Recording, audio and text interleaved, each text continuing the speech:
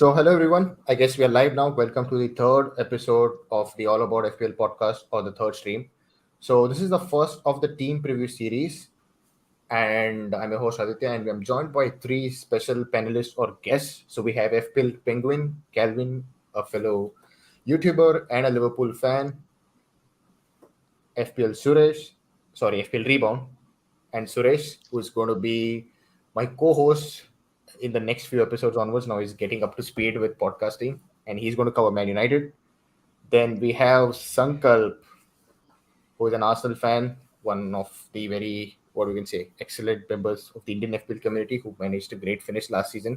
We have high expectations, and we hope your opinions will be valuable today. So what's on show today? So let's go straight away. These are going to be our key talking points. So we're going to start club wise, basically with Arsenal followed by Liverpool and then United. We're going to basically talk about how each team is going to play, how their preseason performances have been, who are the new players that have joined in, how they're going to adapt, how they're going to mix and match with their new fellow teammates. Then we're going to analyze the first 8 game week fixtures because that's what people are looking more at because the season is completely based on breaks with World Cup in between. Then we're going to lastly speak about the players to target, avoid, few gems, differentials, and then some prediction segment towards the end if we have enough time about where we're going to finish and all. So straight away we're going to Arsenal. So Sankalp, who are these players here? What do we know more about them? Like who are we expecting to play a major role this season? I think one of the issues last year with Arsenal was, especially towards the end, was the lack of depth, right? So a lot of these signings are basically adding depth. Mark Junius is someone who will go to the academy. I don't expect him to play a lot in the coming season because we lost a couple of players from our academy. So he's going to go there, start working out there. Fabio Vieira comes in as a solid bench option for us.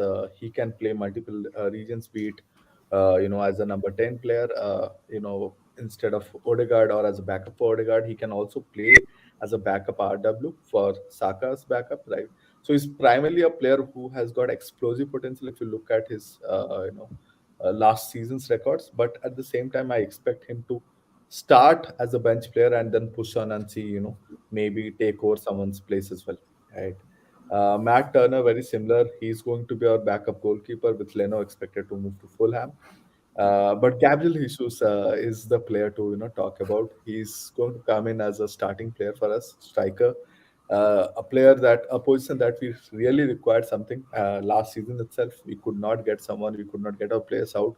But looking at the preseason, even it has surprised me how quickly he has got on board, how quickly he's in sync with the players and scoring goals. Zinchenko is the latest addition. We all know how good or bad Tierney's record is when it comes to injuries. So Zinchenko will be our backup left back. He again is a versatile player, can play on the midfield as well, left-sided. But I expect us to see a lot more of Zinchenko than we have seen in Man City. Solid footballer. I'm really excited to see all of them. Yeah, indeed. I mean, these signings, especially the last two, Jesus and Zinchenko, turned out to be good ones. And it's like Mikel Arteta also was an assistant manager at Pep in Man City. So he's got two players who he knows very well and probably they can adapt well under him at Arsenal. So next we go on to style of play because we have seen last time or last season, in fact, that Arsenal have played multiple different formations 4-3-3, 4-2-3-1, a back three, a back five, with William Saliba also back. And we're hearing that he might play a bigger role this season and be a starting centre back. So, what formation we are kind of expecting Arsenal to stick most to? I think yesterday, or rather today early morning, they beat Chelsea 4-0, and I think they played a back four, I think with Ben White as a right back or something. So, can you take us through that? Yeah, so from formation wise, it will be a combination of 4-2-3-1 and 4-3-3. So it depends on how we utilize Odegaard, but more or less, everything else is more or less fixed from a position point of view. Saliba comes in, which is a very strong addition. He's already last year he was one of the, I think, young player of the year for French league, and he's looking solid already. Tomiyasu again is injured. He's yet to return from last year's injury, and he's expected to join in next week, is what Arteta said today in his presser. So Ben White has played in right back, and I think he complements Zinchenko very well. Zinchenko moves inward as an inside fullback, So Ben White is our outward fullback rather than having someone who's Tomiyasu, who's again an inside fullback, right? So the this combination we might see a lot. Because of Tierney's injury, Zinchenko is now very much expected to start the season, and that's why I feel that Ben White will again start, and it will be a four at the back, at least for the foreseeable future. Okay, guys, do you have any other questions you want to ask Sankalp regarding to style of play? Uh, I might jump in with one. I don't know. Well, because we know like Saka and Martinelli, you know, probably going to be key players, should we say, just behind Jesus. You know, they're going to have a really good attack. We've seen it so far in friendlies with Jesus, Saka, Martinelli linking up well. Um, yeah, it's going to be interesting. I think for FPL, I think going at least two Arsenal attackers to me is a must. I feel like for the fixtures ahead as well, got to take full advantage of that. And on the defensive side as well, Zinchenko, you know, who's playing started at left back, replacing Tierney because I think the injury. And you know, do you see Zinchenko slowly moving into being a centre defensive midfielder, or do you think he'll still stick as a challenge Tierney for a left back spot? Or So a lot has been spoken about Zinchenko, but I expect him to more or less take the left back role, primarily because the club is still in the market to buy another midfielder, and that is supposed to be a left-sided midfielder. So be it, the name of Tillemans has been very closely, associated with Arsenal this window, and I expect someone to come in, be it Tillemans or be it someone else.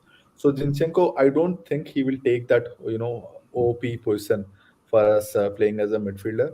I expect him to start as a left back, but the thing is, with the kind of play that he brings in, I expect him to be a good FPL asset.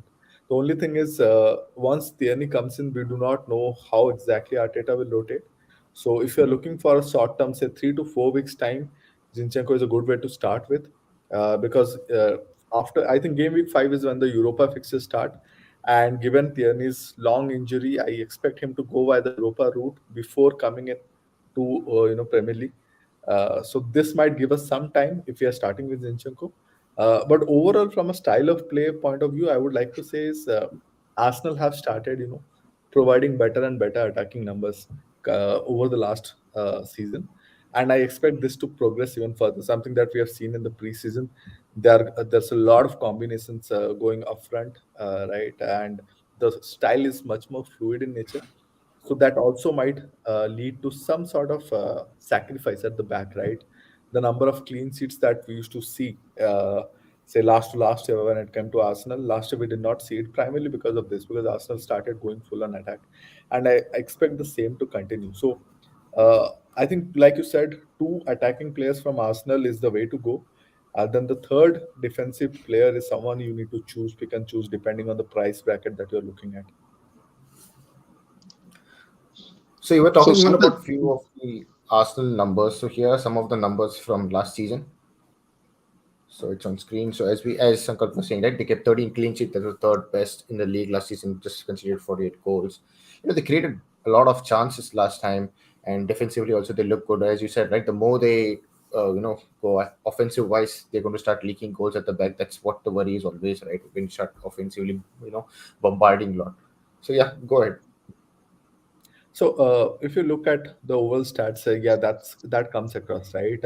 We create a lot of small chances actually. So if you see XG wise, we are a bit lower. We are I think fifth best. When the number of goals we scored, even XG was low. Even big chances for us was relatively low. But we keep on creating a lot of small chances. And the good thing is we have started taking a lot of time in opposition's final third, right, compared to the season before. Now we are constantly in and around the box, and there's always a chance of someone coming in. So with the current formation, I think Martinelli is someone to really look at, because he comes in as a 6 million midfielder. Getting someone starting winger at Arsenal at that price, we saw it last season when we got Bukayo Saka right at that price. So the potential is really high, but I would say focus on the wingers, be it Saka, be it Martinelli. they will continue to be the key assets when it comes to FPL. Of course, Gabriel Jesus is someone to look at, and given the price that we are getting him only at 8 million as a forward, I can understand why there's a really high, ownership to begin with. At least I expect it to go down slowly and slowly, and also with more and more managers getting registered. We still have, I think, we have only one third of the managers who have registered into FPL. Still around 60% of the managers yet to register. But Saka, Martinelli, and Jesus are someone to really look at, looking at the stats, because attacking wise, we will be there this year. So next we'll move on to some of the preseason results. So these are the results so far, and I think they beat Chelsea in the Florida Cup 4-0. That was the latest game that was played early morning, and I think probably Arsenal fans are very happy that they've got an early edge over Chelsea this season. So, if you look at this season's preseason, it is exactly the inverse of last season's preseason. Last year, we did not win a single game in our preseason, and people have forgotten that, because slowly, we started doing well in the season, and people forgot how our preseason was and how the fans were agitated seeing those fixtures. So this year, the good thing about us, I am not taking the Chelsea result a lot, right? Like Arteta said, it's a friendly, it's a test. We passed. Let's move on. But the idea for us is to see how well the team has gelled, and that has come out very well. If you see all the matches, right, we have conceded in almost in say 3 of these 5 matches, but you see the number of goals that we kept on scoring. It's about habit, right? And we already see players like Eddie Nketiah. We see Gabriel Jesus after he came on. Bukayo Saka already getting into the habit of scoring goals. So you see these numbers, right? You can see the top 3 4 players who will play at the front, right? With Odegaard bombing in or running into the box, everyone is getting into goals or assists. So this is something really good for me to look at, because you can sense that there is a sense of cohesion in your attacking players already getting into the season. All right, then. So we have a couple of questions also regarding Arsenal. So I think let's kind of keep it towards the end of this Arsenal segment. It's wherein we talk about the players to pick and all those in one bracket. So let's keep it there. So we have a couple of questions, and so we'll go to the next slide. That's basically looking at the fixtures. So what do the fixtures kind of hint to you, Sankalp, here? Because I think people are already looking at Gabriel Jesus as one of the forward options, or maybe Saka in the midfield, and then one defender. So maybe just doubling up from Arsenal is the sensible, or rather be fiery and go triple up. I am again in a 50-50 situation, right? Primarily because the forward option has so much competition this year. I think last year we had it completely dry. This year you already have Kane, Haaland, taking those prime seats, and then you have a player like Marcel suddenly coming out of nowhere. But Gabriel Jesus is a solid option to have, because he will score goals early. That's what something we can already see. The fixtures are good. Again, Friday night, Palace away. I think it's the best way to start, because Palace are currently shaky, right? They have not gotten players yet. The manager is not very happy. If you look at the squad which went for the preseason matches, they had only 15 to 16 players, right? So they are not a well settled squad. So if you're going for a away match to Palace, this might be the best time for you to go. I have a good feeling about it. Primarily looking at the fixtures, even if you are not really starting with Arsenal double, I think at this when we go for Bournemouth away, right, by that time you should be getting into the zone. The good thing is, if you're going for Jesus, you can balance it with a 6 million Martinelli, rather than going it with 2 8 million players, right? 16 million might be a bit too much risk putting into the Arsenal bucket, but with 8 million and 6 million combination, that works out really well. You have more or less everything covered when it comes to Arsenal attack. Do you balance it up with a defender? Like I said, it depends on the price bracket you are in. Primarily, I like Arsenal defenders because they come into 4.5 million bracket, right? Now with Tomiyasu out of picture, Ben White will be playing at least the initial 2 3 matches. Similarly, that also means Saliba plays, right? So it gives us options to fit in these pieces. But like I said, overall, if you look at this season, I would like to focus on these one or two Arsenal attack especially the cheap ones. If you get them early, you will continue. You will have them, in spite of the price rises, right? Because Bukayo Saka, because Martinelli will not stay at 6 million. He's going to become a 6.5 to 7 million player, say 7, 8 game weeks later. If you start with him, you have him early. Same with Gabriel Jesus. Looking at the ownership, he will jump immediately the first day. If he scores a goal against Crystal Palace, the next morning you are going to wake up to 8.1 million figure, right? So that is very key if you are looking for to balance it with big at the back, with Salah, with Kane. These are good players that you can get at reasonable prices, and you can get it before the price rises kicks in. Okay, so the last segment here for Arsenal is players to target. So I want to quickly want you to summarize the players that we need to, the must-have category ones, the ones that are Yeah. differentials, the ones are hidden gems, and the last bunch who we probably need to avoid or maybe just wait and watch the watch list. So, wants to have is definitely Gabriel Jesus, right?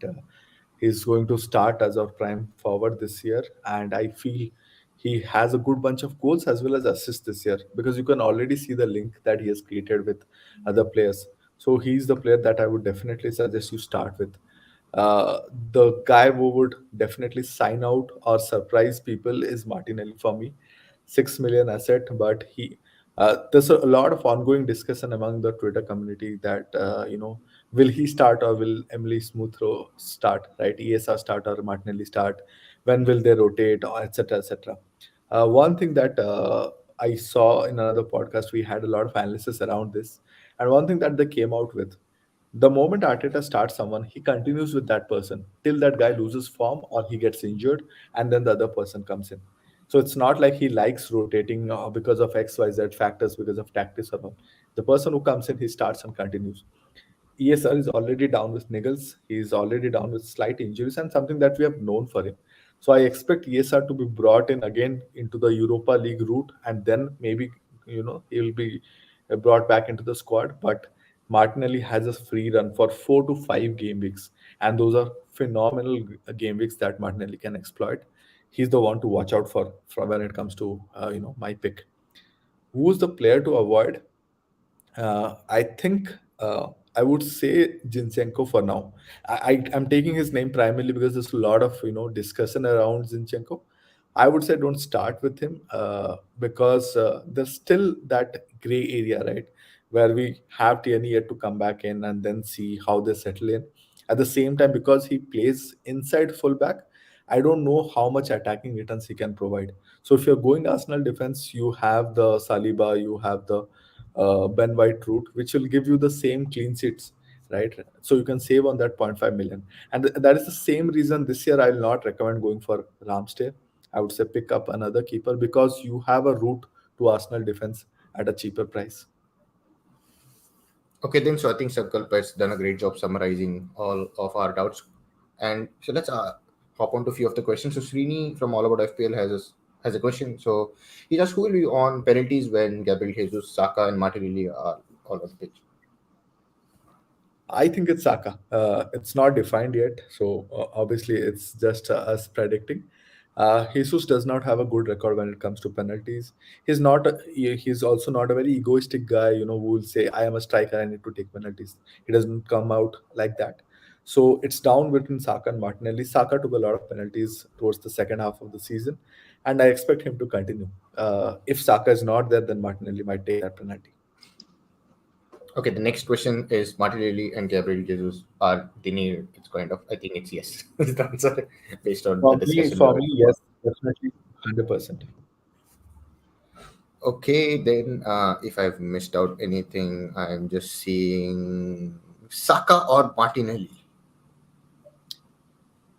So I would say, looking at the price points, 2 million cheaper Martinelli. So even if they have, a bit different returns, even if Saka gets involved a bit too much on the goal scoring side, I I would say the difference over the next 6 to 8 weeks will not be much, right? At the end of the day, we are now picking players for the next 6 to 8 weeks because we know we'll go and hit our wildcard one early, given the fact that we have an extra wildcard this season, right? So looking at that, I would say save your 2 million, go Martinelli, and use it somewhere else. Well, then I think we've covered up the questions that were related to Arsenal. And if I've missed out anything, please drop it out and we'll kind of cover it towards the end. Now, here's one interesting comment. That's FPL Sandwich Podcast. Say something, Calvin. Say something. And next we're going to go to Liverpool because now I think he's going to speak a lot. So that's exactly on time. So new arrivals, we've got Fabio Carvalho from Fulham, Darwin Nunez, a big 100 million signing from Benfica, and Calvin Ramsey. Apparently not the same Calvin, but Yeah, namesake. Yeah, three lovely signings. Watching pre-season, start with Fabio. He looks like a really, really good player. He's obviously not going to be a starter. You know, Klopp's trying to mould that Diaz, Nunez, and Salah very slowly. But with Fabio, I feel like he's got some comparisons to maybe Coutinho. It could be a new Coutinho for what we used to have with Felipe. I think he's a very good signing, Fabio, and I think I believe every player that Jurgen signs, I don't doubt anymore because him and his backroom staff, his coaches and everything, they just know who to bring in. Great scouting, and I think Fabio at Fulham was such a fantastic talent, and he's got such a great career ahead of him, such a great future, and I think he will be at Liverpool for a good couple of years and see what happens. Maybe when Salah does move, maybe next summer, it'll be next summer, or maybe it's after that. Maybe he could be molded into that position on the right wing. Who knows? So he's been looking good in pre-season. Darwin Nunez getting 4 goals in the last game against a relatively strong RB Leipzig side. He did take a penalty, but there's nothing to worry about there with Mo on the field. Mo Salah was just letting Darwin take it for confidence, and then after that, Nunez scored another 3 goals, didn't he? I think Nunez will be a very good signing. Only time will tell. I think he's starting to slowly settle in now, and I think he could be a big signing. Like I said, get Diaz, Nunez, and Salah slowly molded in, become that terrifying trio across Europe, and see what happens. But I think Nunez, they were decent goals. He's always right place at right time against RB Leipzig, and I think he could prove to be a very, very good signing this season, and maybe challenge Haaland for the Golden Boot, but we'll have to see. But I think Nunez is a good call. I can't see him flopping. I think he'll be very good, very, very good this season. And Calvin Ramsey, namesake from Aberdeen, I think it's going to be a bit like, obviously, slowly molded in. Calvin Ramsey, he's not going to pip ahead of Trent, obviously, but I think what Jurgen's trying to do now that we've got rid of Williams to Forest, maybe do something similar. But it will take time, obviously, like how he did with Robertson and Tsimikas, rotate them. But obviously Trent and Calvin Ramsey, nothing to worry about for any Trent owners out there. I can't see it being obviously for a while, with Tsimikas and similar to the Tsimikas and Robertson sort of rotation. But I think Calvin Ramsey, I've been watching a bit of him for Aberdeen highlights. He looks decent, looks good. I really like him, not just because he's named after me as well, Calvin. So that's a good thing that we've got Calvin playing for Liverpool. But yeah, I think he could be a good one. And like I said, I don't ever doubt a Jurgen signing now. He's a very smart manager.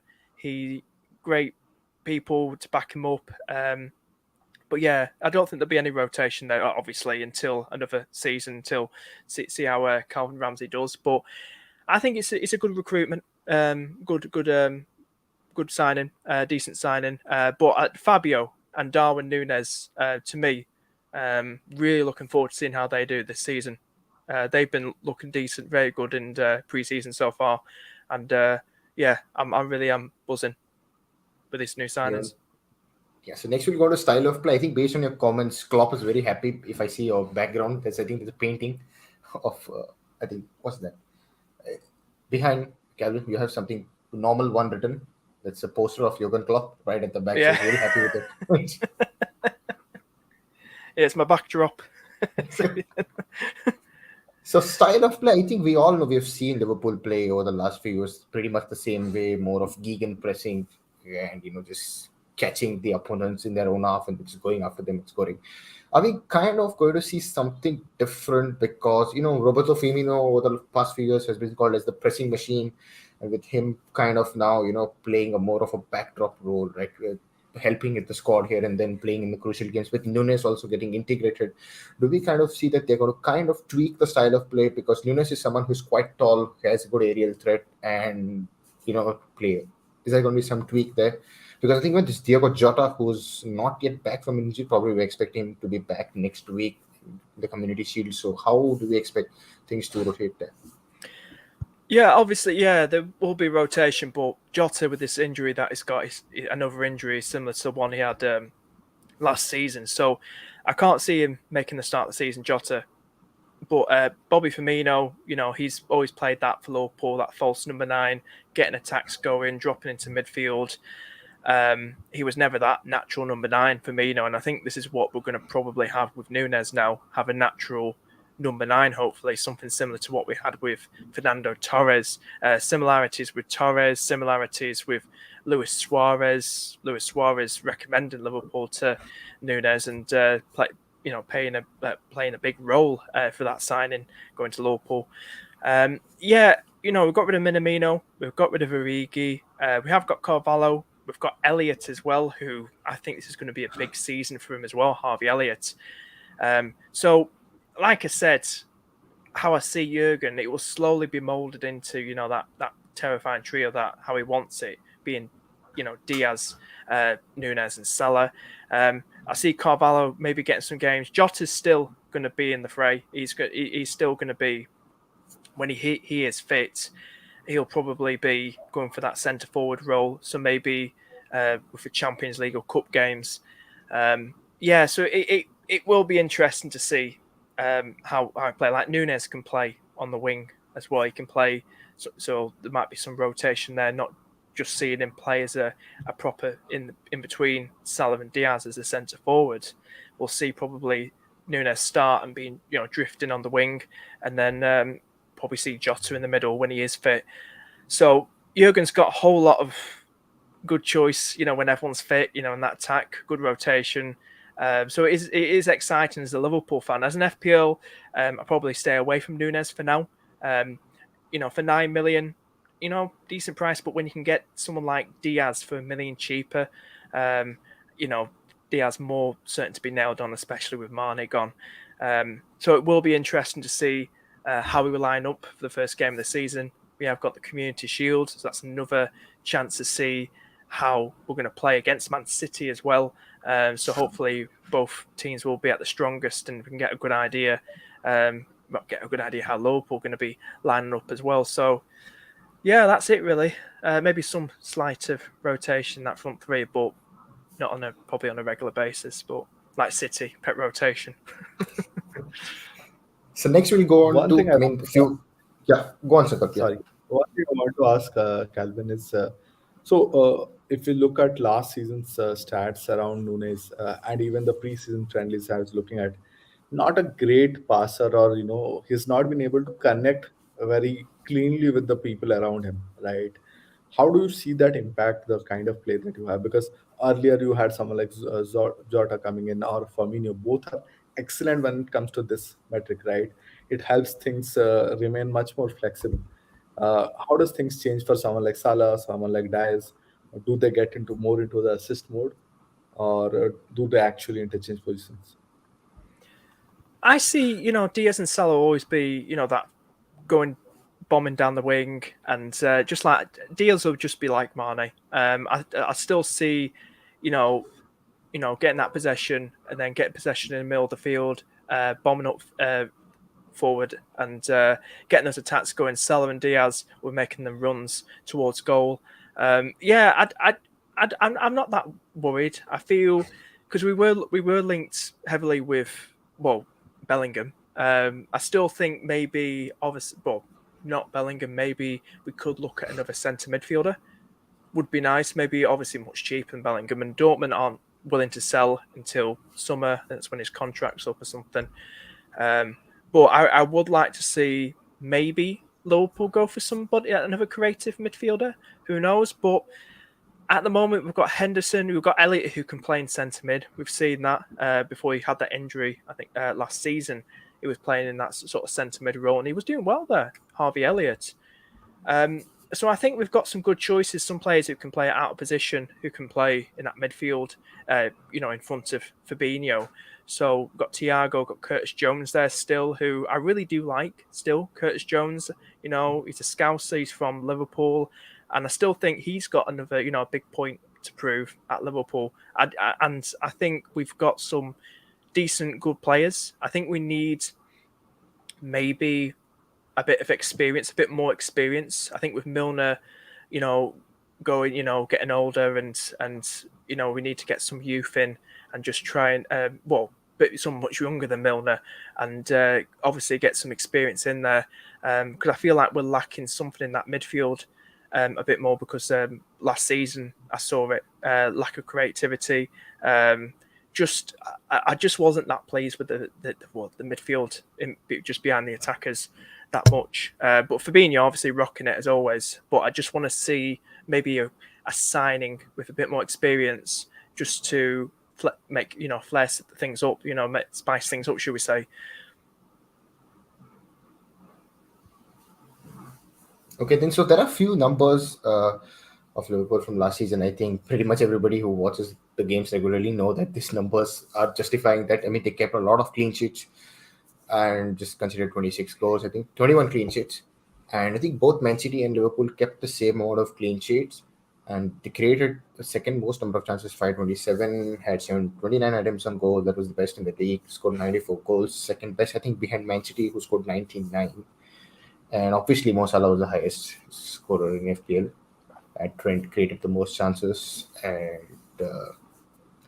so those are a few of the numbers on screen. So next we'll move on to the preseason games, right? I mean, the first game didn't go according to plan, sort of, because to be fair, as United fan, the first half Liverpool didn't play their stronger 11. So I think this was kind of we're being very harsh if we say United kind of cruised. That's not the case. Second half, I think Liverpool kind of played well. Salah had a few chances. So Calvin, take us through what you've seen so far in the preseason. Yeah, we the game against Manchester United, that was, I mean, Man United, the way they're building right now, trying to, obviously, without Ronaldo now and wherever he's going to now, so they got Sancho and Rashford. We had, like, I saw nothing wrong. I was not worried after that game. We brought on the rest of the lads, Salah, Nunez, everyone else, in about the 60th minute, last half an hour of the game. I wasn't worried after that. It was the first game, first game, should we say, all the lads together, looking for fitness and stuff. I look at that, and that was United's, absolute smashed us there. They haven't smashed us in the league yet compared to last season. But with Man United before now, I wasn't worried one bit. Likes of Phillips started, and I wasn't worried. I mean, going into the Crystal Palace one, played much better, won 2-0.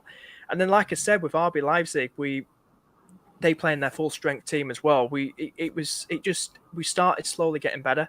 Like I said, United wasn't worried about. It was all about getting back into fitness at the start of it, and then you could just see we beat Crystal Palace, and then we beat Liverpool. Looking at this season, I'm confident enough we'll still be finishing in that top two. I know Spurs are building well, Arsenal, building well, but I still think we're going to finish in that top two. Like I said, I'd like to see maybe one more signing, but it's Jurgen Klopp at the end of the day. Believe what he does, and I think I'm still confident going to this season. Yeah. So I think we have you about the title. How confident are you about the title, mate?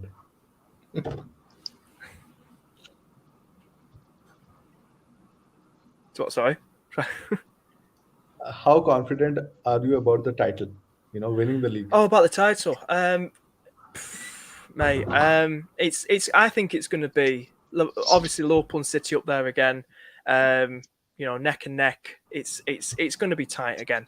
I can't see City run away with it. I can't say who's going to win it. It's going to be so tight. But Spurs, I need to see a bit more from Spurs. I think what Conte is building, he's doing all right. But I think, like I said, it's going to be Liverpool and City again for the title, going for it again. And that's all I'm going to say. I don't know who's going to win it. Obviously love Liverpool to win it, but I think it's going to be very, very tight again. City building well. Obviously, we've got rid of Sterling, Zinchenko and all that. But I think it's going to be very tight once again in the title race between the two.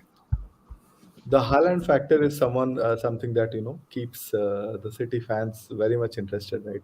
They feel that it might start creating that gap that they always thought would come into play, in the second or third season of Klopp.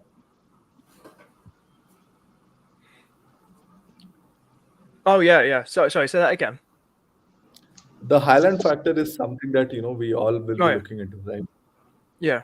I think with City, because he scored against Bayern Munich, Haaland.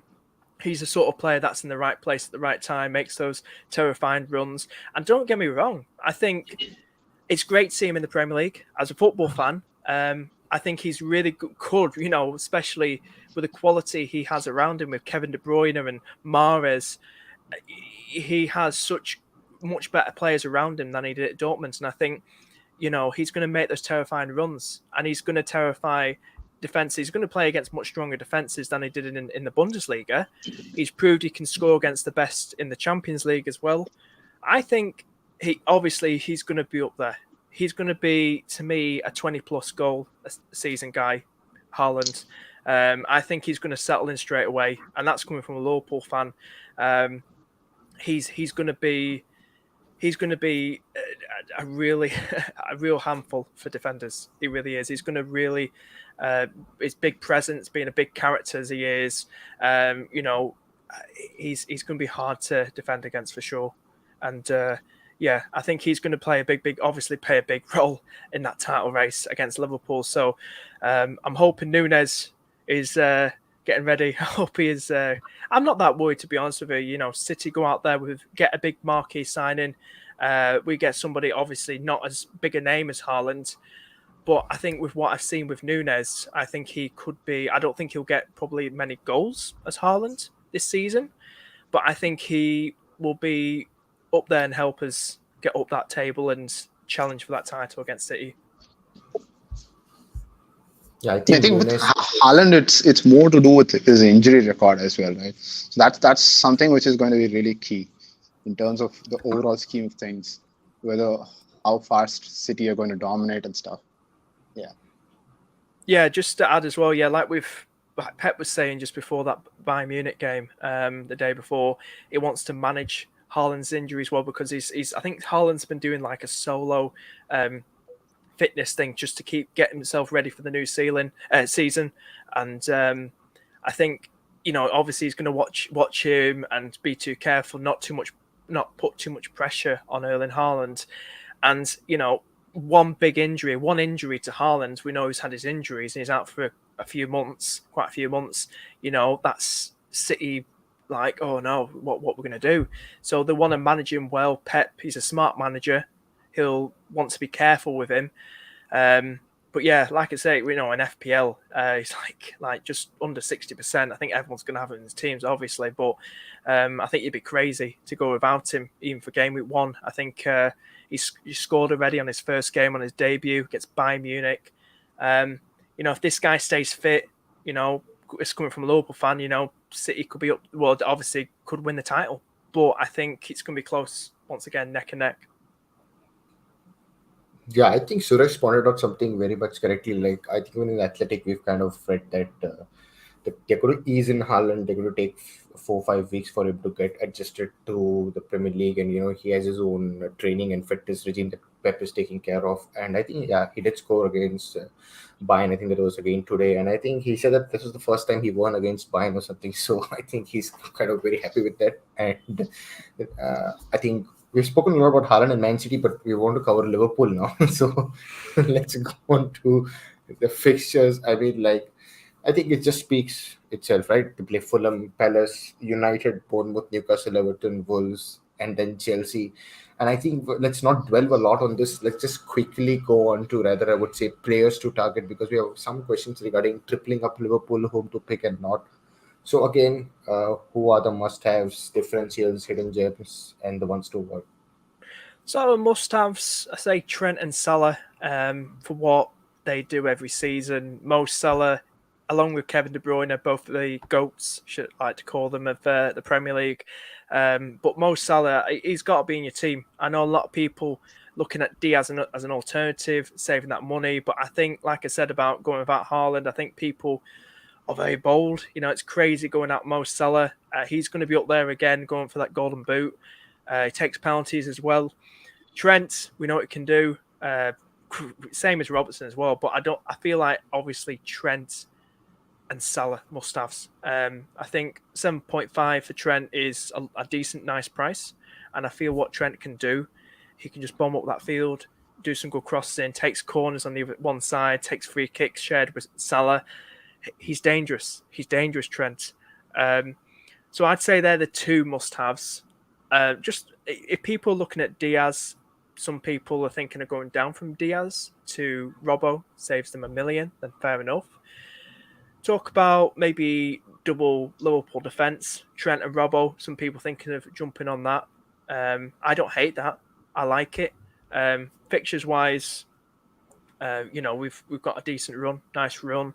It's all about if we just keep those clean sheets, and what Trent can do, Robertson can do as well. But the only thing I'd be worried about with Robertson is maybe rotation with Tsimikas, like I was mentioning earlier. I personally wouldn't be as keen on going for someone like Robertson as well, just because of there is rotation, and we've seen how good Tsimikas is when he does start, and Klopp really does like him. So like I said about Calvin Ramsey, it's going to take a long time, quite a while for this guy to settle in and see how he does. He's going to probably get cup matches in the League Cup, Calvin Ramsey. So I wouldn't worry about Trent being rotated that much in the league as much as Robertson. So to me, the must-haves, Trent and Salah, get them in your teams and just set and forget, because they're Trent and Salah. They're just so good every season. Gems-wise, I think Diaz could be a gem, filling in that spot for Mane, being that regular starter. He'll get more starts than Núñez. I wouldn't see his spot being rotated as much, but we did talk about Jota. But I feel like Diaz, what he can do, he did in his first half of the season when he came in January. He settled in so quickly. He adapted so well to the league. Did well in the Champions League as well. So he could be a nice gem. That's pretty much it. That's pretty much it with What's players. the upside of someone like Diaz? How many points do you think he'll get? 160, 180, 200? Do you think he'll cross 200? I think he could reach 200, but I think this season, I think he'll just finish under 200. I think maybe going for 200 might be pushing it a bit, but I think maybe somewhere to like 160 to 175 is reasonable. I'd say probably. Well, the question is, when you look at this third asset, right? Every one of them is good, right? Be it Diaz, he will do well. He's part of the attack. Someone like Robertson is known to give you 170, 180 punts, and he's 1 million cheaper, right? Looking purely from price point. One person that I never get to hear about is someone like Alisson, right? I know premium goalkeeper is not something people love, but he's a 5.5 million player who gave you 175 points last year, right? He was just 10 points behind someone like Robertson. So if you're looking at a ceiling of say 180 for a Diaz, right? I would say why not Robertson? And then if you're going for Robertson, why not Alisson? Uh, I think these are very interesting conversations to have. I know it impacts your structure a bit, but at the end of the day, Liverpool players are set and forget players for me. I'm not looking, to get them and sell them out during my wildcard one. They are going to stay right from day one to day 38, to week one to week 38, right? So if that's the point, I would just look at people who will give me maximum returns with smaller price points. What do you think? Yeah, but one interesting thing I want to point out in that if it is a regular season, we look at that long stretch of players that we hold on to for a continuous period of time. Given that this particular season we have this additional break in between, and there is an extra wildcard sorts of things to play around, we necessarily need not commit to a particular player long term and stuff, right? We can chop and change. At the same time, it's equally good asset. I get your point, definitely. You try and get the maximum out of a player with a lesser budget, which makes sense, but not necessarily we need to fixate with that. I think this season that it gives us an opportunity to play around. You can try a different combination. Even someone can even risk it out without going for Salah, at least for the first 4-5 games probably. Yeah, that would be interesting to see. I know. I mean, with an extra wildcard, obviously, there's a lot of options for us. But even then, I would still use that wildcard to get the best players, right?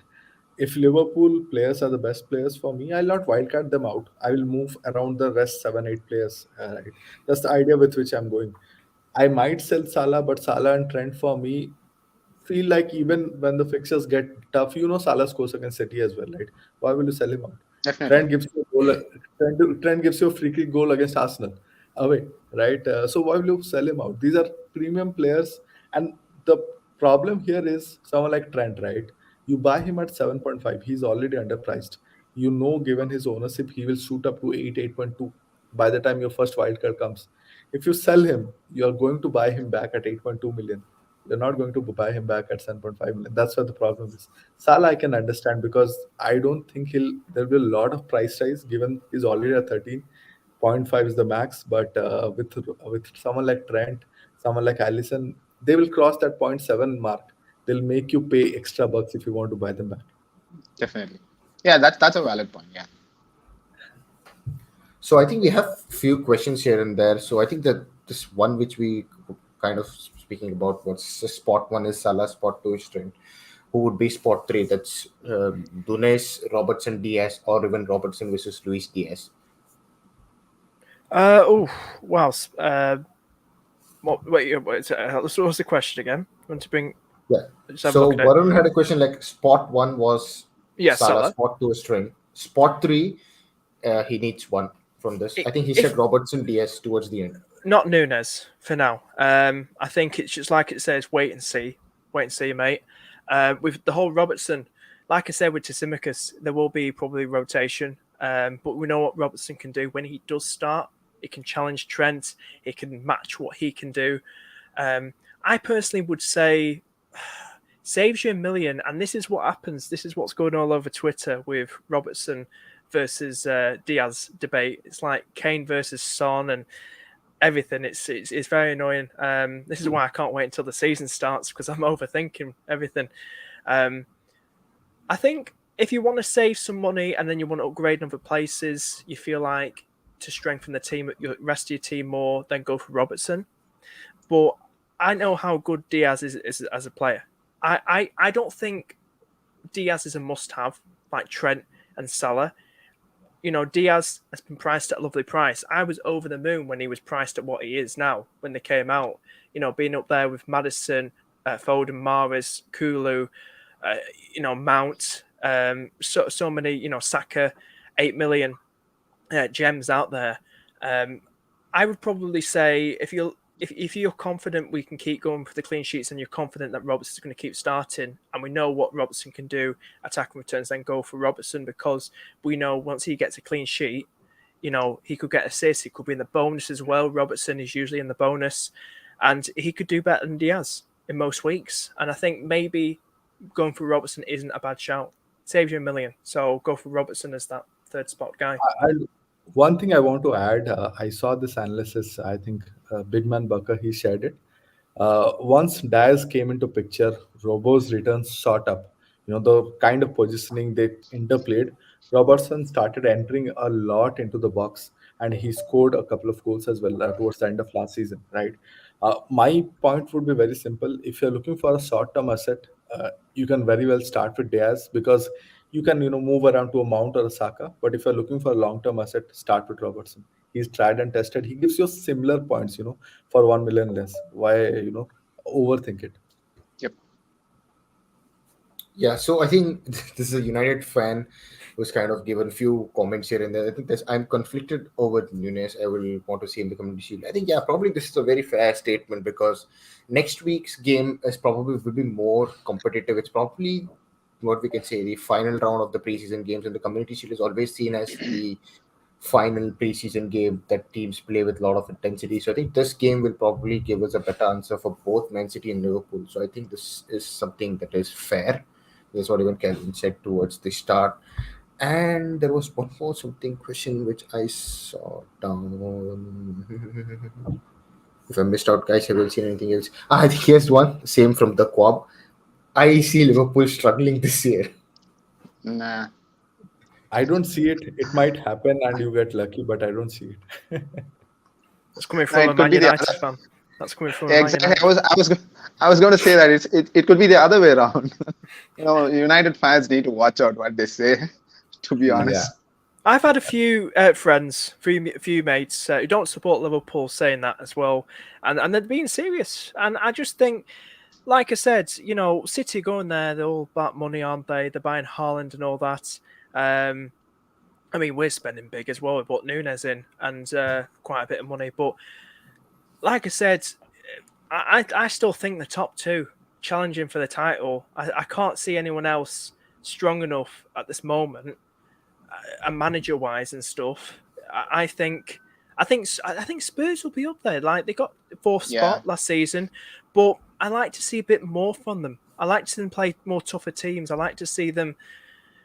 At the moment, I'm just not that convinced with Spurs, but I'm not ruling them out. I think they'll definitely be in the top four once again, for sure. But I want to see a bit more. But I think the top two going at the top, neck and neck, Liverpool City once again.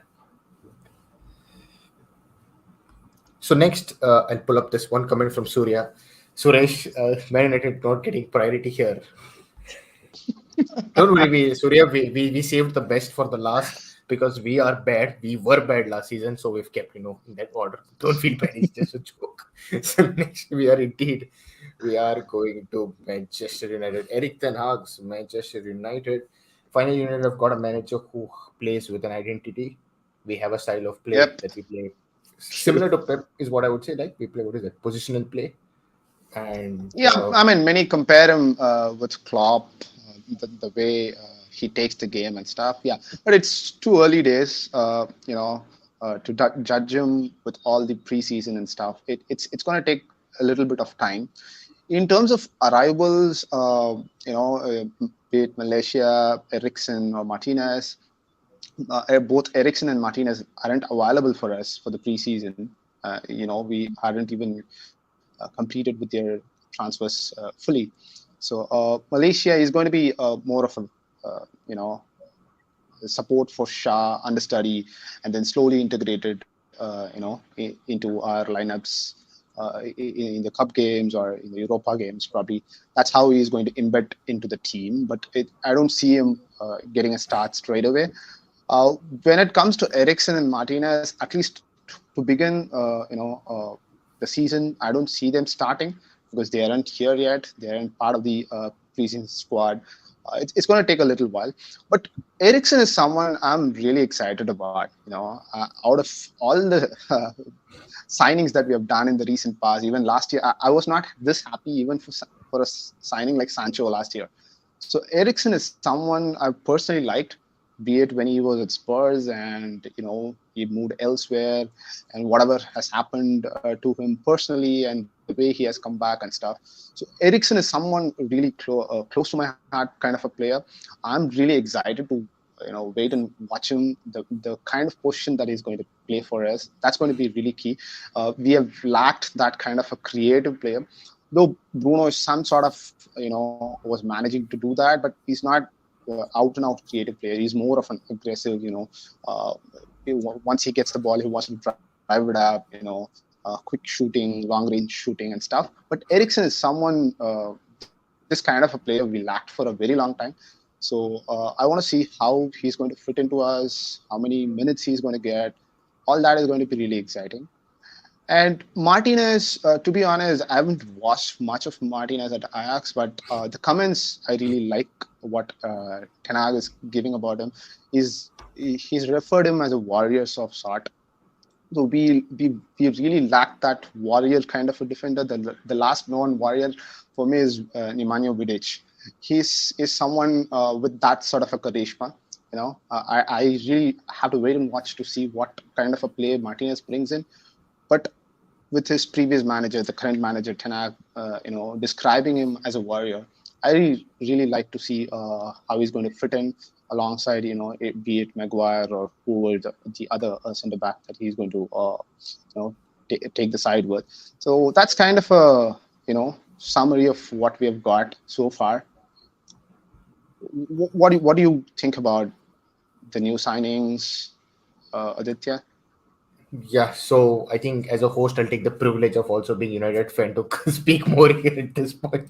But yeah, I mean, like Tyrell Malacia is someone who really impressed most of us who have watched the preseason games. And I think Shaw will be given the priority, and he's someone who's experienced enough, who's played in the Premier League over the last few seasons. So I think he will be someone who will be starting regularly. Malacia is somewhere more of a cover, but also will play most of the games. But Shaw is someone who needs to play to keep up his spot in the World Cup. So yeah, so Shaw has more, things to play for. So Shaw is someone who play. Malacia will cover up, but also will play. Christian Eriksen is someone who might play as a deep lying playmaker, as you were saying, with someone in the midfield three. So maybe teams that sit back and play low block, we kind of will expect Eriksen to kind of play in those games and see that United push go forward and have more attempts. Regarding Lisandro Martinez, so he's someone who's signed from Ajax for about 55 odd million, is what we're hearing, and he's someone who's known as the Butcher, and has performed well last few seasons in Ajax, also in Champions League, and he's one of some rated defenders in terms of all the stats what they call. But yeah, he's good because we have not watched him, but as far as what we're hearing, also what we have read, we're assuming the fact that Martinez is great, and also his left-footed centre back that United have always lacked over the last few seasons. We've always been linked with Paul Torres and all those others left-footed centre backs, and we were playing with Maguire, Lindelof, Maguire by Maguire Varane, and there was not someone naturally playing in that particular left side of centre back spot. So I think someone coming Martinez can also play as a centre back, also as a midfielder. A lot of rumblings of transfer windows here and there, and there was some comment here which I saw below that on transfer interest. I would like to add it here. Would it be Anthony or Dumfries? So this is some we've not managed to get De Jong itself in the first place, which has been dragging on for about 70 odd days or so, and we're talking about players from other clubs that were linked for the last few weeks. I think we've just got three. Ronaldo is about to leave. We don't know what is going to happen. Let me add So, one. no, I don't even want to get into the transfers thing. That's a never-ending saga with United. I think it's better we move to the next section. I want to add one thing as an Arsenal fan because the playing style is fairly similar. You know what Pep had, something Arsenal Arteta wanted to bring to Arsenal. So I think United will embark on a similar journey. One thing when it comes to Malasia, right? Be it Pep, be it Arteta, they really like to complement overlapping fullback with an underlapping fullback, right? That's one style that you normally see with these philosophies, right? So on the right side, I see Dalot, starting a lot. If someone like Dalot is starting, you might see Malasia come in sooner than people expect.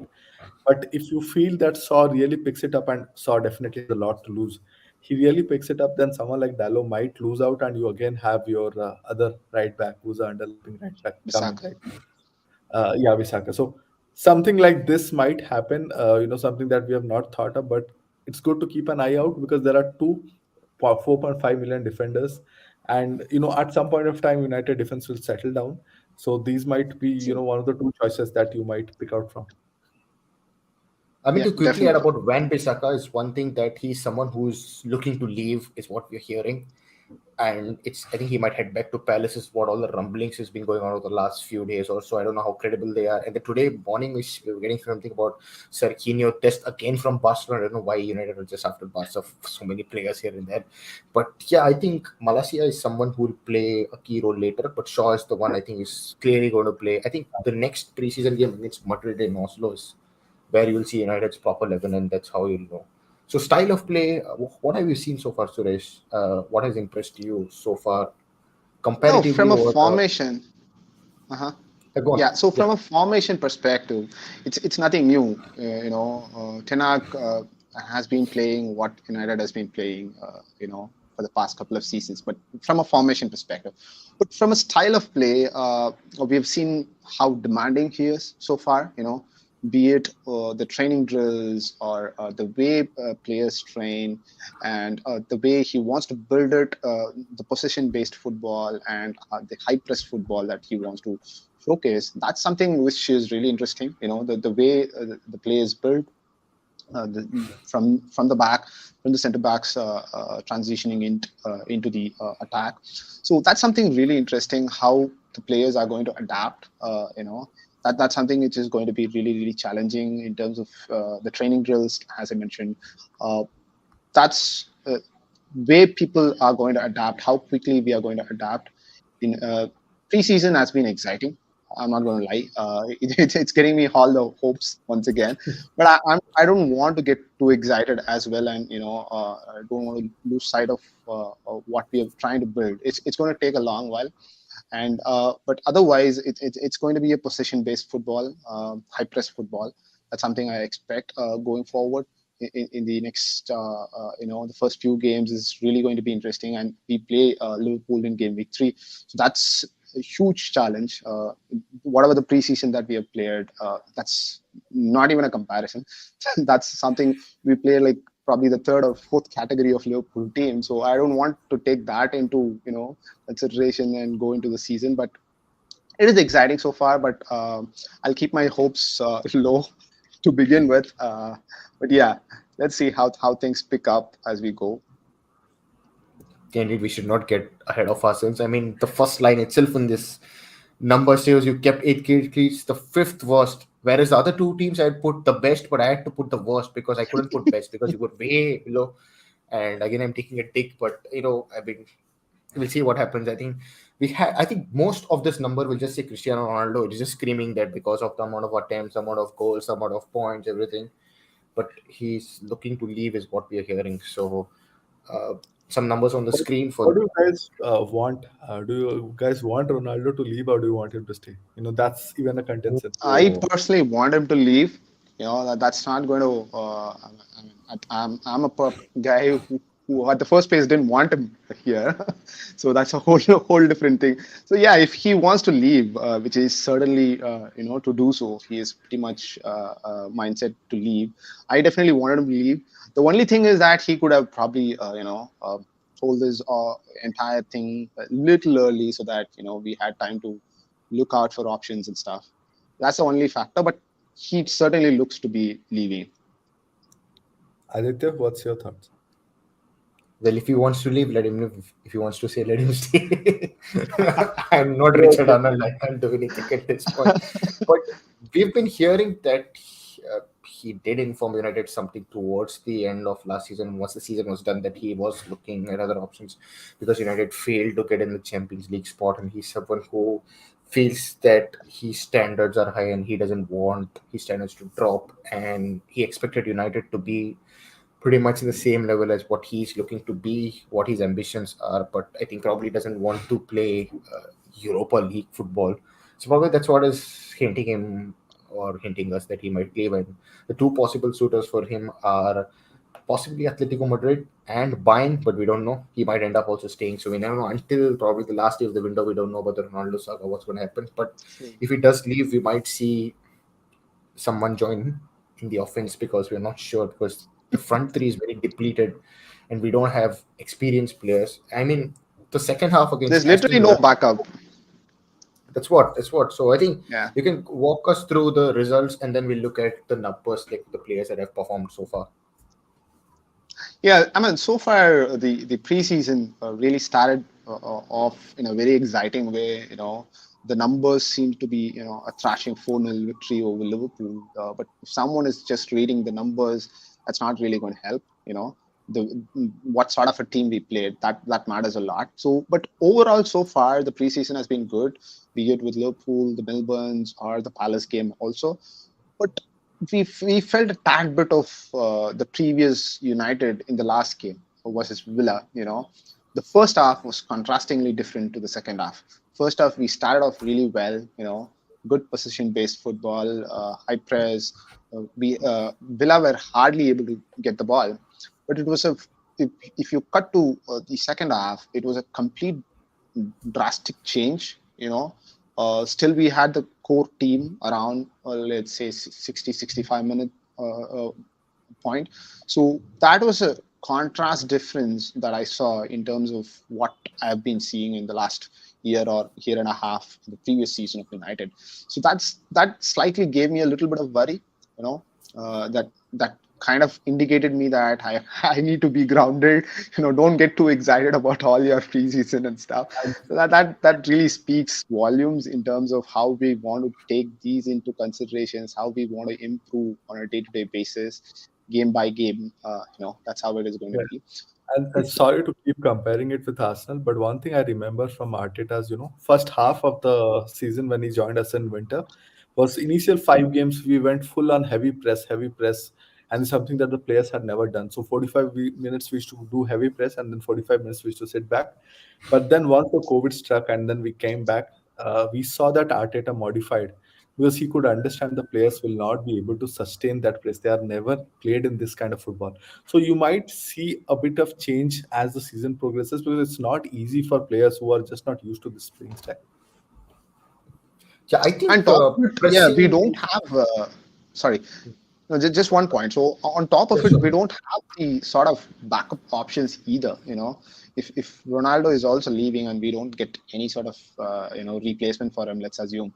So the front three, as Aditya pointed out earlier, it's very depleted. If you want to sub out, one attacking replacement for the front three, it's immediately Elanga. So we have fallen that deep. We have to rely on someone like from our youth, academy player who, though had played a little bit of part in the last season, but the backup options is really, really thin. Probably Ericsson could play. We can push him to play on the front three, but that will be too much of an ask. Probably I would prefer him in a deep playmaking kind of a role, or a number 6 kind of a number 8 kind of a role. So that's the kind of demanding challenges that we have. Though we wish to play high press, high metal football, we have very less options. Can I just jump in? I just think we were talking about earlier. I think we're fair. I think with Man United, could see, now they've got like a permanent manager. It's not someone who's an interim manager with Ralph. With Ronaldo looking more than likely going, I think you're going to have a more better season than last season. I feel like players like Sancho, Rashford there, you've got experience with a bit more, with Ericsson, where if he's going to start, but you've got him. I honestly feel that you guys are going to be a lot better team.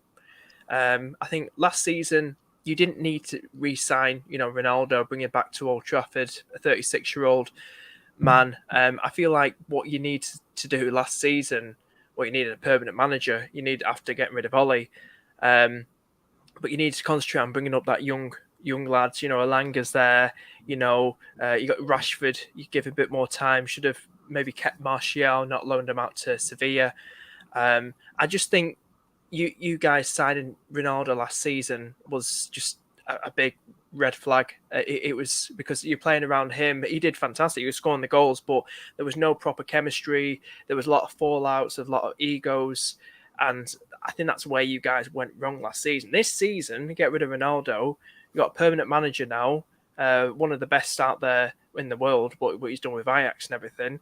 And he knows what he's doing. He knows who he wants to bring in. He knows who he wants to use in the team. And I feel like this team is probably going to be a lot more happier. This squad of players a lot more happier once Ronaldo goes, because there's not going to be any egos or concentrating around one person to get the goals and stuff, and egos and stuff. So, I think with the players you've got, maybe depth wise, maybe sign another, get someone else in, maybe to just boost that depth a bit more. But I feel like you're making, a decent recruitments. You've got those young players that deserve to have game time more than Ronaldo. like I said, Elanga and stuff, and see how they do.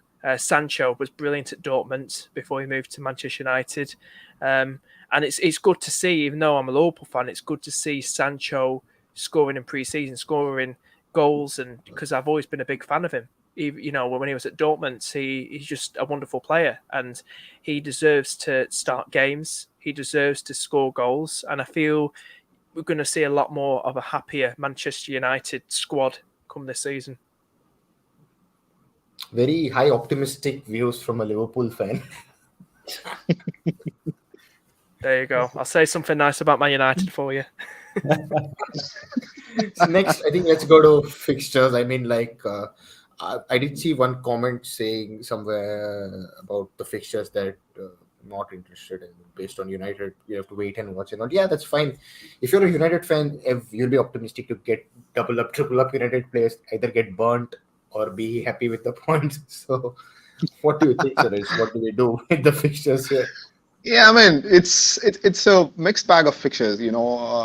If we don't have a very straightforward run for the likes of Liverpool or City or Arsenal or even Spurs for that matter, the weightage would have spread, or people would be more inclined to take a little bit of risk here and there. Given that we have all these top four sides have really good fixtures, it is too much of an ask. If you want to take this much of risk going down and picking a Man United asset. So from a fixture wise, it's a mixed bag fixture. The first two seems to be okay, and the game week 3, obviously, I don't expect much out of that game, to be honest. Southampton is another good fixture, sandwiched between Arsenal and sandwiched between Liverpool and Leicester on the either side. So it's a mixed bag. So I would be very cautioned in the approach I take in terms of getting United players, both with Who fixtures. are your top bets? If we are going there, who's the one or two we should look at? Okay, I think I have 3 players, as Aditya is asking. Probably the top target I've seen so far on be it FPL Twitter and stuff. Given the price of Rashford 6.5, I think most of the guys are going the route of Rashford because it is very cheap. You don't want to take that much of a risk. But for me, it is Martial, who's someone really exciting. I wanted to risk it out with Martial if I wanted to take a punt on United with the games that we have. Probably 4-5 game week slot, barring the Liverpool game, we can expect something. When he gets going, he's some player who we cannot stop. So he had a scintillating 2020, that COVID season, where he had 20 plus attacking return himself and Rashford. But I'm still not convinced with Rashford. Rashford is, he's lacking that confidence since last season. He hasn't been the sort of player that he was for us. The huge drop that translated into his FPL price as well, rightly so. There's a huge drop from 9.5 million to 6.5. So for me, if you want to punt on a player, it'll be Martial, and the second best would be Sancho. And if a little hidden gem, then I think Diogo Dalot would be a great enabler.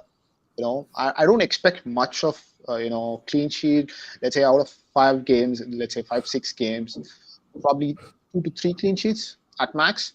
That's the best you can ask for with relatively easier fixtures.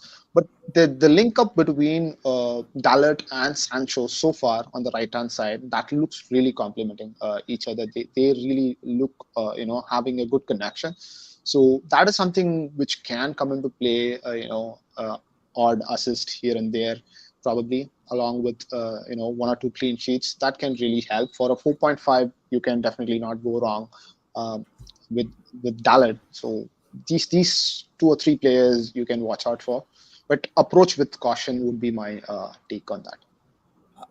I will think of only one player, at max to start with. But I also really like your point. Martial is someone I'm looking at primarily because midfield there are options. Someone like Martinelli, you have Neto, right, who are cheaper as well compared to Rashford and better fixtures.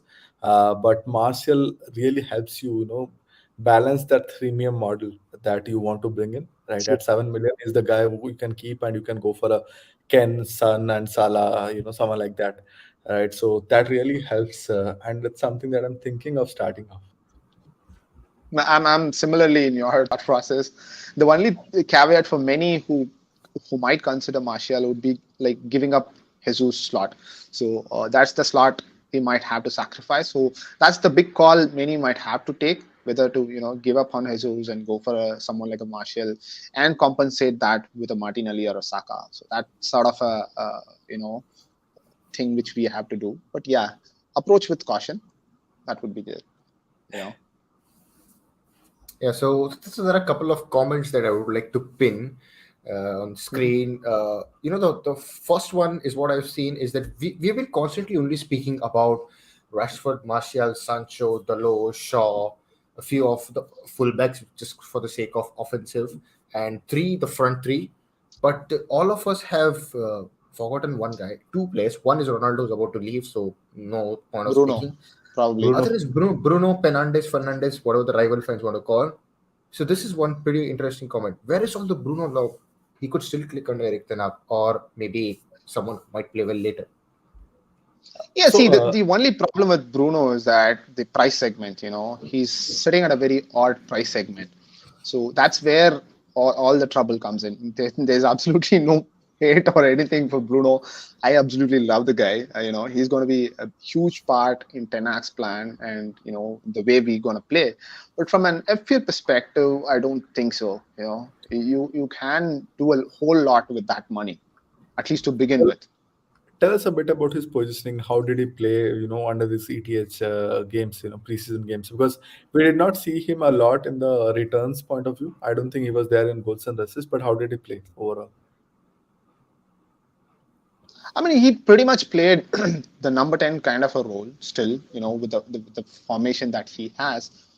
But, from a front three attacking perspective, it was all about Martial, Rashford and Sancho.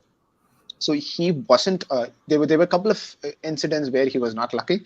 But on the larger scheme of things, he was still someone who was creating chances, doing all sort of link up between the midfield and the attack. But it didn't basically translate into attacking returns during the preseason. But he's someone really is going to be a very important player, the role that he is going to play. But my only challenge would be, the price point that he is at from an FPL perspective. So the next comment I see is from Surya, and I know Sankalp was there towards the end of last season's one of the podcast, and he had Ronaldo, and we all had Fernandes. He got hauled from Ronaldo. And so one thing, Sankalp, just let us know which United player I'm going to pick. We'll also go with the same one this time. So I'm going to pin this one. There is no one better than Sankalp to get points out of Man United players in FPL. Yeah, last season, to be honest, it was a lot of fun picking Ronaldo as asset, especially the Old Trafford matches. I remember, captaining him two, three times and got a lot of returns.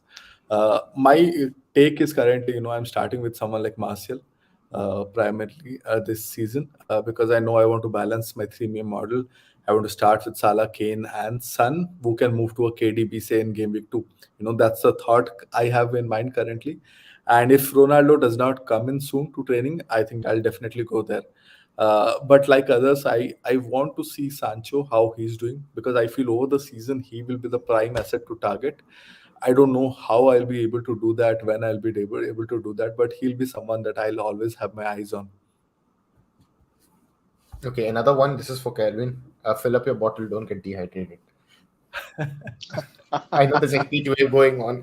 Seeing a lot of stuff on news, and hope the weather is kind of going back to normal. I saw somewhere it was raining. I saw in Southampton there's a game against South Africa that I think is washed out or something.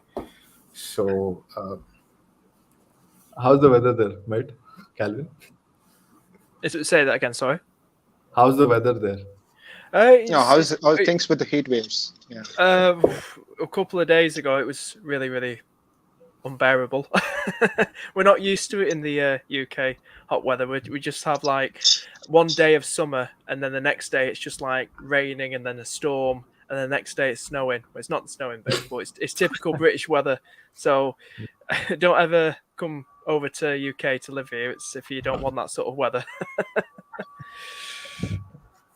Okay, then. So most of us are definitely stuck on Anthony Martial as one of our possible forward options. Yeah, that was, I think, the Project Restart where United fans called him as the NHS Martial, because we all the clubs had this logo of Love NHS, and it was Martial was completely on fire, so they called it NHS Martial. Once he's back, we are going to be back. And I think Martial has been playing well, and we've also heard a lot of reports from journalists who have been seeing the training, some quotes from here and there saying that Martial was one of the laziest players in trainings. He's always been. But this time under Ten Hag, he has taken a lot of feedback, taken it in a very positive manner. He's implementing a lot of whatever Ten Hag has been saying. And that's why we're able to see probably a rejuvenated Martial, someone who is happy, a fresh and a positive Martial, and that's what we are probably hoping to get out of players to target segment. That's Martial right on the screen. I just went with Martial. Even I have Rashford in my draft, and I had Watkins now, so I'm going to get rid of Watkins for Martial and just move on with Rashford. So that's just my draft update in terms of United. And in terms of a player, I think Luke Shaw is someone because of the price tag, people are not kind of looking more at because he's five. But I think with United playing more of a positional play and overload ball, wherein they're going to just dominate one side of the pitch and then move the ball from diagonal side and play a bit quicker. So we're going to see a lot of fullbacks, overlapping. And he looks like someone who's going to benefit more. Dalot is someone who will improve, but I think if a right back leaves, like Van Bissaka, we might probably see another offensive right back. And I'm not sure about the right back spot, what might happen, but at the moment it's Dalot and Shaw. So I think some of my thoughts on United here. And then last but not the least, I think we had some prediction segment, is what I would say. So what we're going to basically do is we want each of you to predict the starting 11. It's a very early shout. Who you think might play in the first game, the 11 players, and where do you expect your team to finish in the league? So I'll go with Arsenal again. So Sankalp. I think it will be the same that started early morning today against Chelsea. You will have Ramsdale in the goal, Zinchenko as the left back, Gabriel and Saliba as the centre backing pair, and Ben White in the right back position. You have Partey and Zaka playing that key midfield duo, and then up front we'll have Martinelli, Odegaard, and Saka, and up front we'll have Jesus. I think this is going to be the starting 11 for us when it comes to the match against Crystal Palace, right? But once Tierney comes back, once Tomiyasu comes back, that's when we'll see how things evolve. At the same time, we are also trying to add another couple of positions. I think from what I've read, we are looking for a left center midfielder and a wide attacking midfielder who can be backup to Saka. So the Xhaka position might be something that we might look at changing, but more or less, I would say think of this as the first three games, lineup to begin with. And Arsenal's finish in the league. I know it's just a prediction for us too, though. So laugh at it towards the end of the season. Hey, you got it wrong. Say that. I feel we'll end up fourth. I think Chelsea might be the club to miss out, not because of today's fixtures, today's results, but overall, I feel they have not done enough to add to the team. They have lost core defensive, team. At the same time, up front, find them very bare. Only Havertz playing the number 9 role. Spurs, while they have added decent players, I really like Conte as a coach. Right, he's a very strong coach, and I know Kane and Son are the two players who will continue playing well. Right, so overall, I feel the Conte factor will ensure that they get into the third position, but I think Arsenal will push into the fourth position a bit comfortably against when it comes to Chelsea or United. Okay, there's one question here. Zinchenko an option with and without Tierney. I think we've covered up somewhere at the start of the stream. So Yeah, Sankalp said that Zinchenko is a no-go at I this would point. say I would say just avoid, because he's a 5 million defender and he'll play inside. He'll not be giving you a lot of assists. I would say go with someone like White, Saliba for 4.5. So Sankalp, I Okay, had a question. So I had a question. Probably I should have asked you a little early. So with the role of Jesus and the popularity that you see in FPL, he's going to play a different role than what Lacazette played, right? Lacazette was more of a guy who drops back, creates chances or helps his midfielders, and then lifts the ball forward. But Jesus is not that kind of a player. So do you think someone like Odegaard, has more role to play this season than ever for you guys? Creating as a central attacking midfielder. So do you see Odegaard as a differential option from an FPL perspective? Uh, yes, I would agree completely because the games that we have seen in preseason, I think Odegaard is now picking up a lot more higher areas than he did last season, where Lacazette used to drop deep, Odegaard used to drop deeper, and that's how the Yep, play used to begin. Now I saw for example, today's match, we saw Odegaard staying a bit higher. He's taking those number 10 and number 10 around positions, and he also scored a goal because he could run into the box because he was playing higher, right? So yes, definitely at some point of time, I'm sure Odegaard would come out as a really good differential option. At the same time, I would also look at someone like Vieira, because he's known to take up these positions and score a lot of goals. I know he might not start, but I'm sure he might do something like ESR did, last season, first half, where he got it. kept coming off the bench and kept scoring goals. Got it. Okay, Yeah. quickly, we are Just running out of time. We're going across the 90-minute mark. It's taken a lot of time. So quickly, Liverpool, Calvin, your predicted 11 and we're going to finish.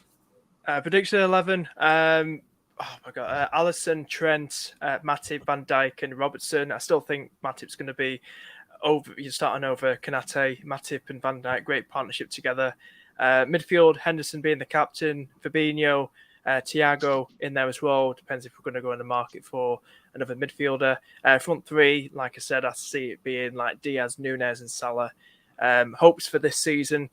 I'd say top two, but I don't want to be like biased as hell and say we're going to win the league. It's going to be tough. So top two, that's my prediction for sure. Okay, then Suresh, United, do the honors. Uh, see, from a prediction point, it is more likely what we saw in the previous game. It's going to be De Gea, Dalot, Lindelof, Maguire, Shaw. The midfield to the pivot is what we are going to be seeing, whether it is once again McFred or it is Fred and Van de Beek. That's the kind of thing that I would want to see. And the front four is pretty much nailed. It is going to be Rashford, Bruno, Jaden, and Martial. So that's pretty much how we're going to start. And in terms of position, that's something which is interesting. I would say, let me put my neck out and say fifth. I would be more than happy if we push one slot, up and finish on fifth. That would be a decent expectation So for a even season. to add to United, even I'll do the same. I have kind of two lineups. The one is more likely, which I feel might be the safer level. So it could be De Gea, Dalo, Maguire, Martinez, and Shaw, Ericsson, Fred Fernandez, and it's Sancho, Martial, Rashford. So this is what I think Ericsson and Martinez might straight away play. That's one. Or else you're going to see the default, the normal lineup. It's De Gea, Dalo, uh, Lindelof, Maguire, and Shaw, McTominay, Fred Fernandez, and then Sancho, Martial, and Rashford. So two lineups. But I think Martinez, Ericsson might uh, just getting straight away. That's what I feel. Finish, I think, yeah, fifth is fine. Let's not get ahead of ourselves, is what I would like to say. And that is probably a proper closing in terms of United and in terms of the stream. Yes, Suresh is playing it safe. I think United fans need to play it safe because we shouldn't get ahead of ourselves. Then we'll get better towards the end. So that's it for this stream. We've covered up Liverpool, Arsenal, and Manchester United. It's about 90 odd minutes. Oh God, stretch more than what we initially thought. So I would like to thank each of our panelists for joining and taking out such important 90 minutes out of their busy Sunday schedule. And yeah, next week, yes, next particular stream we are going to get probably Wolves, Southampton, Chelsea, and another team, and we'll probably keep you all posted. So that brings us to the end of the stream. This episode, those who are listening us onto audio platforms, and yeah, we'll see you all midweek. Bye. Thanks. Cheers, guys. Bye. Cheers, guys. Cheers, guys. Thanks for